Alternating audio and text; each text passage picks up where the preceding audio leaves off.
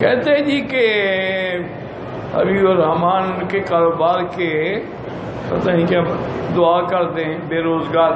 بھئی بے روزگار ہو تو اللہ نے وعدہ کیا ہوا ہے کہ اللہ کا وعدہ ہے کہ ما من دابۃ فی الارض الا علی اللہ رزقها. زمین پہ کوئی بھی چلنے والی جاندار چیز کے رزق کا ذمہ دار اللہ ہے. آپ اتنا مہربانی کریں کہ من یتق اللہ یجعل لہ مخرجا. جو اللہ سے ڈر کے گناہ چھوڑ دے اللہ راستے بناتے ہیں. وَيَرْزُقْهُ مِنْ حَيْثُ لَا يَحْتَسِبُ. اس کو رزق وہاں سے دیتی ہے جہاں سے اس کا گمان ہی نہیں ہوتا.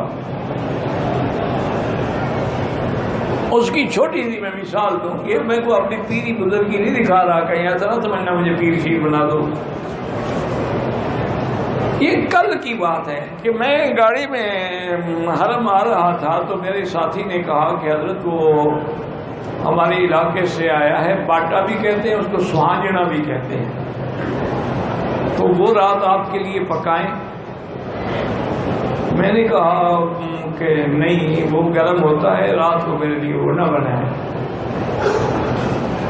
اچھا اس کے فوراً بعد میں نے کہا یار وہ یہ سوانگنا تو پھر بھی مل جاتا ہے, کچنال نہیں آتی.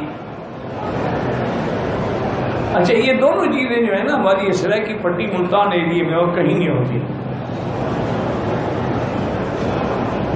تو اس نے کہا کہ جی انشاءاللہ ابھی دیکھتے ہیں کوئی بندے ملتان سے آنے والے ہیں تو ان کے دن میں لگائیں گے کہ وہ آپ کے لیے کچنال لے آئیں. میں کہا ٹھیک.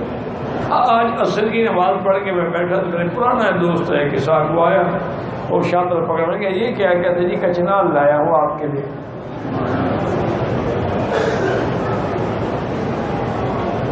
بھائی کب آئے ہو؟ انہوں نے کہا جی میں سیدھا ایئرپورٹ ادھر ہی آ رہا ہوں کہ کچنال خراب نہ ہو جائے. اس نے ہاتھ میں پکڑی ہوئی ہے. تو اللہ اس طرح دیتے ہیں. حالانکہ میں نے الحمدللہ نہ مانگی نہ میں نے اس کو کہا ہے, لیکن جب اللہ پر یقین کامل ہو تو اللہ فرماتے چلو میرے بندے کے منہ سے نکل گیا تو سچا کر دو اس کو. تو اس لیے دو باتیں یاد رکھیں. ایک گناہ چھوڑ دو. جب تک گناہوں میں رہو گے کبھی نہ اطمینان قلب ہوگا نہ رزق حلال ہوگا. اور ہمیشہ دیکھو نا, آگ ہو آگ پر پیٹرول ڈالو آگ بڑھے گی, کم تو نہیں ہوگی نا. یہ آپ کا جو حسینوں سے عشق بازی ہے نا اس سے آگ بڑھتی ہے, ٹھنڈی نہیں ہوتی.